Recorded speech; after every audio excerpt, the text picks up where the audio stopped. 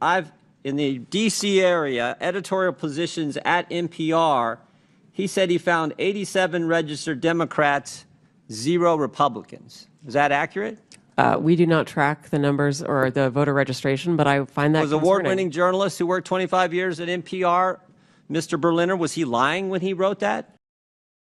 Representative Jim Jordan absolutely laid into NPR's CEO in a congressional hearing. And let me tell you something, it was long overdue. For years, we've known it. We felt it. The blatant left-wing bias at NPR wasn't just a hunch. It's been an undeniable fact.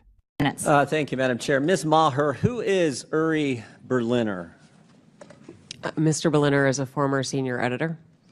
That's all? A former senior business editor for NPR. How long do you work at NPR? I believe he was there just over 25 years. 25 years? Award-winning journalist? Did he win any awards? Our time did not Peabody overlap. Award? That's pretty important, isn't it? That is, absolutely. So pretty distinguished journalist, right? Certainly. Berliner penned a devastating expose last year, pulling the curtain back on how NPR had become, in his own words, an echo chamber of progressive orthodoxy. He said it outright, 87 Democrats, 0 Republicans in editorial leadership positions. 87-0. Let that sink in. This isn't a media outlet. This is a political machine wearing the mask of journalism. And what did Maher say in response? We don't track voter registration. Right. And I don't check my bank account, but I know when I'm broke. And he wrote a long story about what you do at NPR. Is NPR biased? Congressman, I have never seen any instance of political bias determining editorial decisions. No. Well, Mr. Berliner, in his story last year, wrote, in the D.C. area, editorial positions at NPR. He said he found 87 registered Democrats, 0 Republicans. Is that accurate? We do not track the numbers or the voter registration, but I find that concerning. Award-winning journalist who worked 25 years at NPR, Mr. Berliner, was he lying when he wrote that? I am not presuming such. I just we don't track that information about our journalists. 87-0, and you're not biased? I think that is concerning if those numbers are accurate.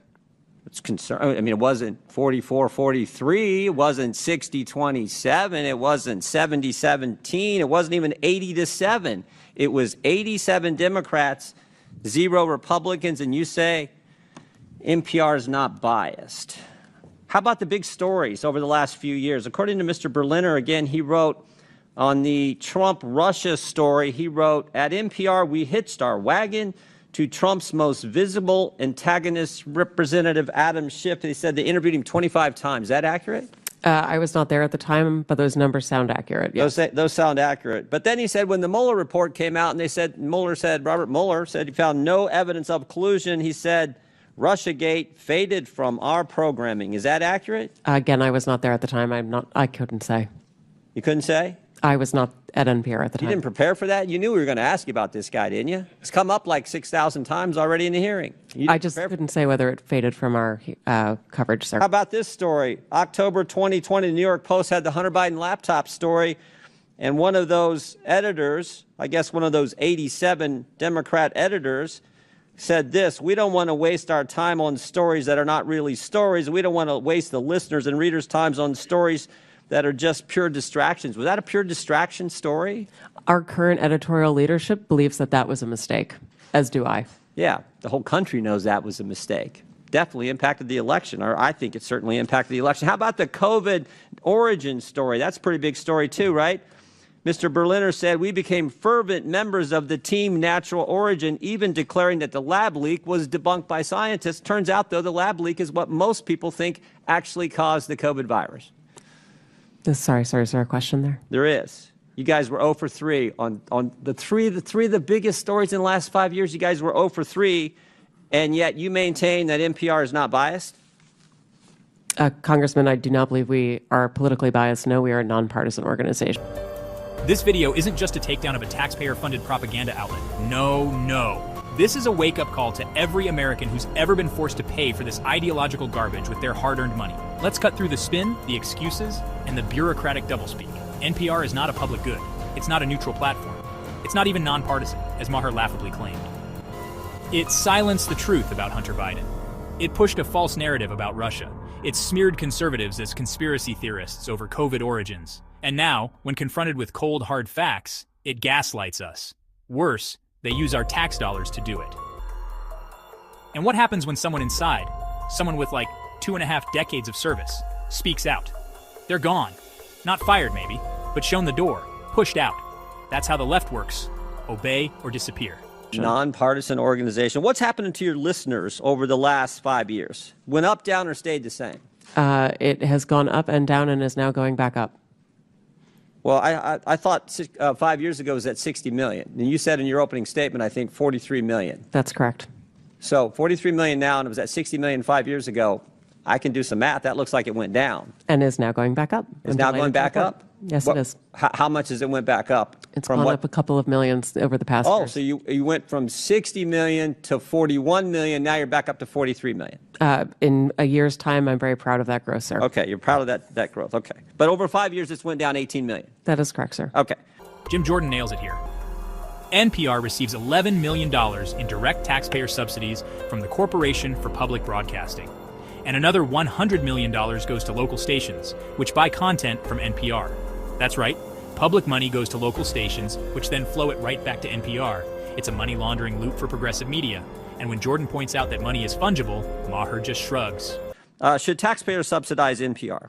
I believe that taxpayers subsidize local stations, sir. That is the vast majority of what I thought you said you got 11 million from Corporation of Public Broadcasting, which is taxpayer funded directly to you, right? That is to support the public. And then local stations get it from the Corporation for Public Broadcasting, right? They get taxpayer money. 100 million that goes to the local 100 million goes to local stations, and then those local stations buy back programming and content from you. So that money goes to the local stations, comes back to you, gets routed through the local stations, all taxpayer money. Those fees are actually based on private donations rather than on federal funding. Well, we all know money's fungible, so some of it gets put in there.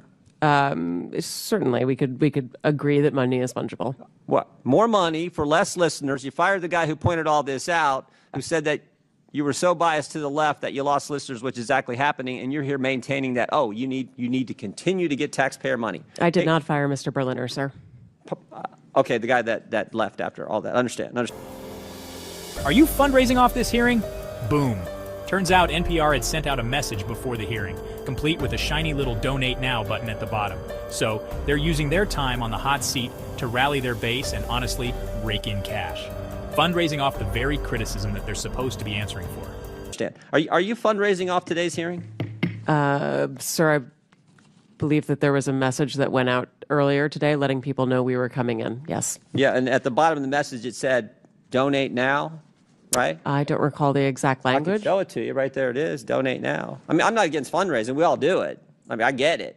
But it's, I assume this fundraising thing is probably going to all the left listeners who are subsidized content by the taxpayers, and that's the gentleman's time is expired. That's the rub. I yield back. I now recognize Ms. Randall from Washington for 5 minutes. Thank you so much. You know, And let me ask you this. If NPR was 87 Republicans and 0 Democrats, would it still be funded? Would the media still call it nonpartisan? Would it be defended in Congress? Of course not. It would be defunded overnight. We must cut off federal funding to NPR, period. Let them compete in the free market like everyone else. Let their donors pay for their bias. If their ideas are so powerful, so pure, and so perfect, surely the American left can sustain them without our wallets involved. And if not, let it collapse. That's the free market. That's accountability. That's America.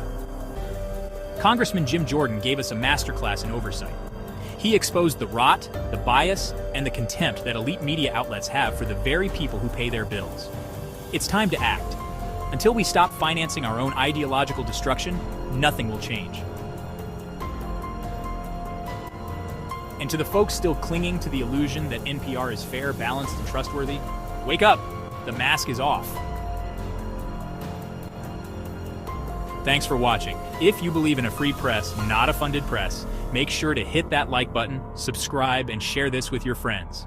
We've got a country to save, and it starts by cutting the cord on fake news.